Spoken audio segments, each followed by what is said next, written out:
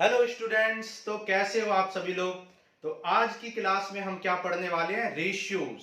ठीक है, तो आज की क्लास में हम रेशियो पढ़ेंगे, जिसे हिंदी में क्या कहते हैं, अनुपात कहते हैं। तो आज की क्लास में हम क्या पढ़ेंगे, अनुपात। मतलब आज रेशियो पढ़ेंगे। रेशियो किसे कहते हैं, तो सबसे पहले समझते हैं कि रेशियो कहते किसको है।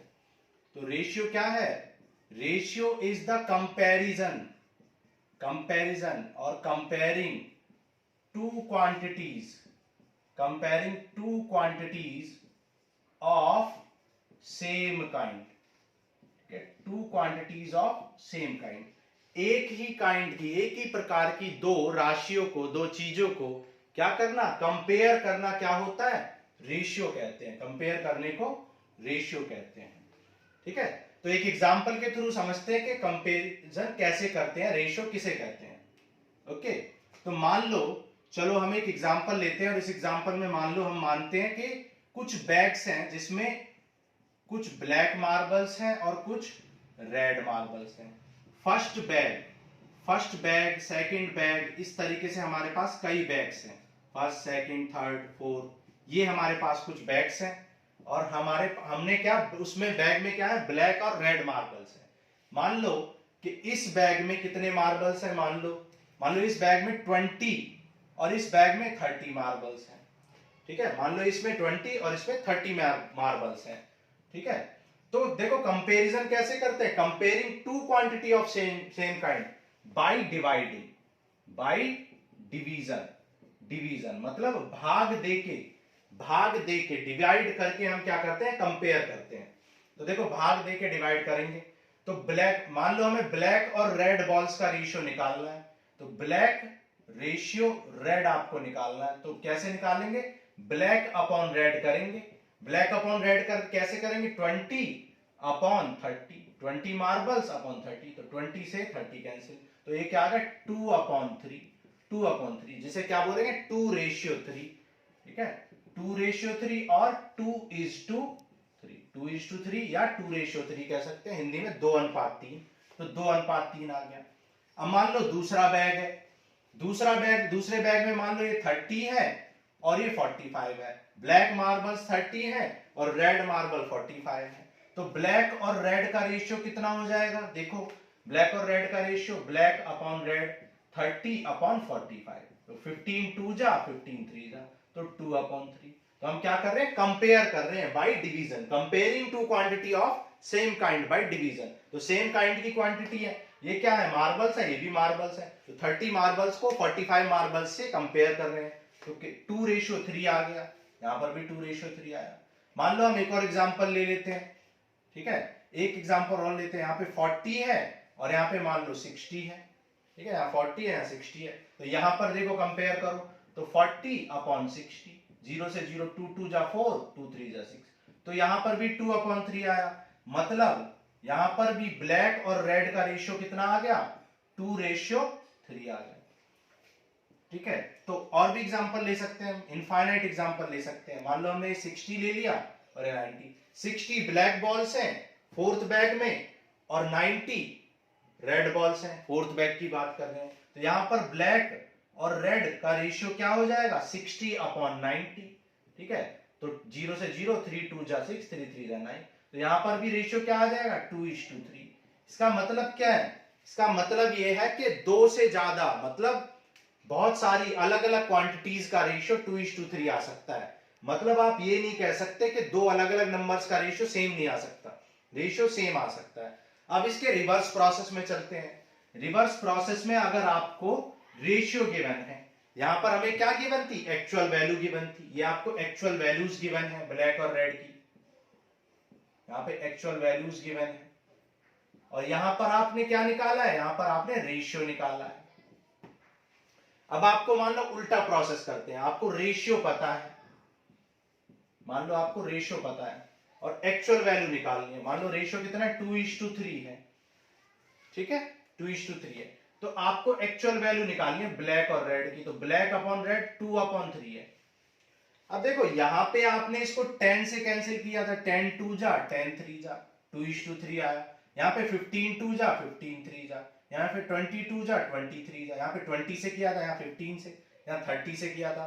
तो आप देख रहे हो कि हम जब भी कैंसिल करते हैं तो कैंसिल करने के बाद जो रेशियो मिलता है, लेकिन अगर आपको रेशियो से एक्चुअल वैल्यू निकालनी है तो आप कैसे निकालोगे? आपको क्या पता कि ये 2 जो है किसको क्या चीज को कैंसिल करने से आया? ये 2:3 किस चीज को कैंसिल करने से आया? जब आपको एक्चुअल वैल्यू पता है तो आप कैंसिल करके ला सकते हो। लेकिन अगर मैं ये एक्चुअल वैल्यू रिमूव कर दूं, यहां पर ये एक्चुअल वैल्यू मैंने हटा दी मान लो, क्या अब आप बता सकते हो कि यहाँ पे क्या एक्चुअल वैल्यू थी? नहीं बता सकते हो, क्योंकि आपको नहीं पता कि किन नंबर्स को काटने से, किन नंबरों को कैंसिल करने से आपको रेशियो 2:3 मिला है। तो आप रिवर्स प्रोसेस में नहीं जा सकते हैं, मतलब रेशियो से आप एक्चुअल वैल्यू नहीं निकाल सकते हैं। कुछ केसेस में आप निकाल सकते हैं जब एक कंडीशन गिवन होती है, ये हम बाद के लेक्चर में बात करेंगे। लेकिन जब तक कोई कंडीशन नहीं दी होगी तो आप रेशियो गिवन से आप एक्चुअल वैल्यू नहीं निकाल सकते हो। तो हम क्या करते हैं, लेकिन हमें इतना जरूर पता है कि जब रेशियो से वैल्यू निकलेगी तो कोई ना कोई फैक्टर कैंसिल हुआ है। वैल्यू से जब रेशियो निकाला तो कोई ना कोई फैक्टर यहाँ पे कैंसिल हुआ है, तो उस फैक्टर को हम n लेट कर लेते हैं। हम लेट कर लेते हैं कि वो फैक्टर क्या कैंसिल हुआ है, n फैक्टर कैंसिल हुआ है, और तब जाके रेशियो 2:3 आया। तो अगर हमें एक्चुअल वैल्यू निकालनी है तो एक्चुअल वैल्यू हम निकाल नहीं सकते हैं, infinite number of actual value हो सकती है, क्योंकि हो सकता है यहां से 2 कैंसिल हुआ हो। जब 2 कैंसिल हुआ होगा तो आपकी वैल्यू 4 और 6 हो जाएगी। 3 कैंसिल हुआ होगा तो 3 2 जा 6 और 3 3 जा 9 हो जाएगी। 4 कैंसिल हुआ होगा 4 2 जा 8 और 4 3 जा 12। और जब 10 कैंसिल होगा 10 2 जा 20, 10 3 जा 30। तो infinite number of value possible है जब आपको एक रेशियो गिवन होता है, ठीक है। तो यहां पर आप एक्चुअल वैल्यू नहीं निकाल सकते हो। तो एक्चुअल वैल्यू आप ये जरूर कह सकते हो कि एक्चुअल वैल्यू कुछ 2 का मल्टीपल और 3 का मल्टीपल रही होगी। तो आप कह सकते हो एक्चुअल वैल्यू क्या होंगी, जो b की एक्चुअल वैल्यू होगी वो क्या होगी, 2n होगी। b की एक्चुअल वैल्यू क्या होगी, 2n। और r की मतलब जो भी रेड बॉल्स हैं उसकी एक्चुअल वैल्यू क्या हो जाएगी, 3n हो जाएगी। तो आप एक्चुअल वैल्यू नहीं निकाल सकते, लेकिन एक्चुअल वैल्यू को ये कह सकते हो कि वैल्यू क्या होगी, 2n और 3n में होगी। सिमिलरली अगर आपको 3 रेशियो गिवन है, और आपको एक्चुअल वैल्यू निकालनी है, या वैल्यू गिवन है तो रेशियो निकालना है। जैसे मैंने ए बी सी ले लिया, ए बी सी, और हमने कहा कि मान लो वैल्यू दे रखी है 50, 70 और 90। ये आपको एक्चुअल वैल्यूज गिवन है, ए बी सी की आपको एक्चुअल वैल्यूज गिवन है, ए बी एंड सी की एक्चुअल वैल्यूज गिवन है। और आपसे पूछा है रेशियो फाइंड करो, तो रेशियो क्या आ जाए, 50:70:90। अब ये 0 से कैंसिल हो रहा है तो 5:7:9। तो ये आपका एक्चुअल रेशियो आ गया। लेकिन अगर मैं इन वैल्यूज को यहां से हटा दूं तो आप ये नहीं बता पाओगे कि ये नंबर किससे कैंसिल हुए, 10 से, 20 से। तो आप एक्चुअल वैल्यू नहीं निकाल सकते हो। तो आप एक्चुअल वैल्यू को एज्यूम कर लेते हो कि 5n, 7n एंड 9n ये आपकी एक्चुअल वैल्यू है। आपने लेट कर लिया कि a की वैल्यू क्या है, 5n है, b की वैल्यू क्या है, 7n है, और c की वैल्यू क्या है, 9n है। तो इस तरीके से आप जब भी आपको रेशियो गिवन होंगे तो एक्चुअल वैल्यू निकालने के लिए आप ये लेट कर सकते हो कि एक्चुअल वैल्यू क्या है, 5n, 7n और 9n। इस तरीके से आप उसे एज्यूम कर सकते हो, लेकिन एक्चुअल वैल्यू आप निकाल नहीं सकते जब तक कोई कंडीशन नहीं गिवन है। ओके, चलो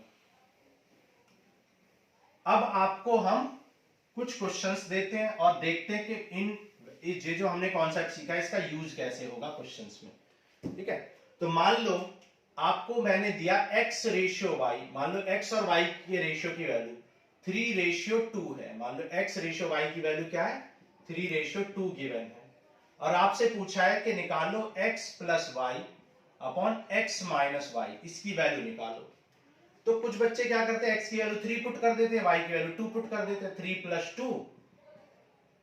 प्लस 2 और 3 माइनस 2, तो आंसर क्या आ जाए 5/1। तो आंसर क्या आ जाता है 5:1। तो x plus y upon x minus y की वैल्यू क्या आ जाती है, x plus y ratio x minus y की वैल्यू क्या आएगी, 5:1। ये हो जाता है, ठीक है।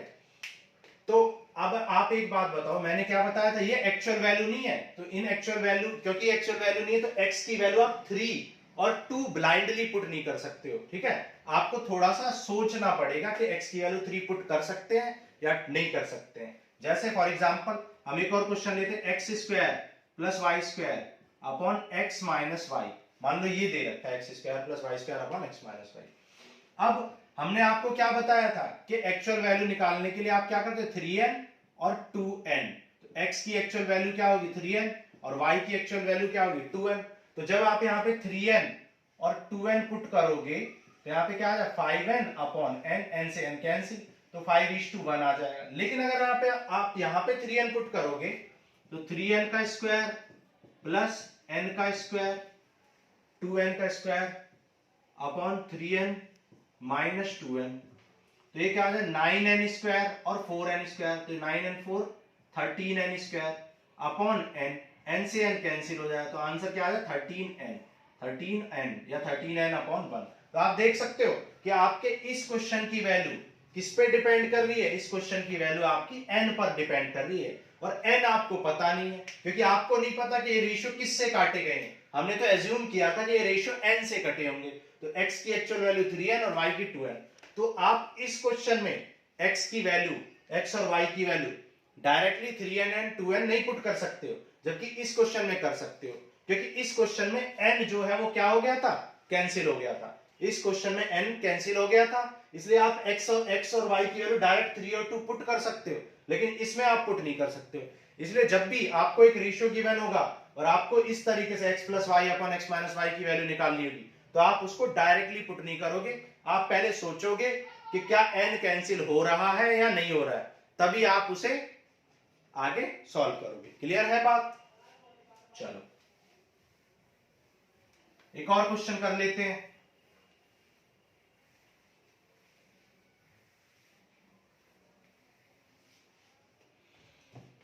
जैसे आपको x रेशियो y आपको दे रखा है 5:7, ये गिवन है, और आपसे क्या पूछा है x plus y upon x 2x plus y और यहाँ पे 2x माइनस 3y, इस तरीके से कुछ दे रखा है।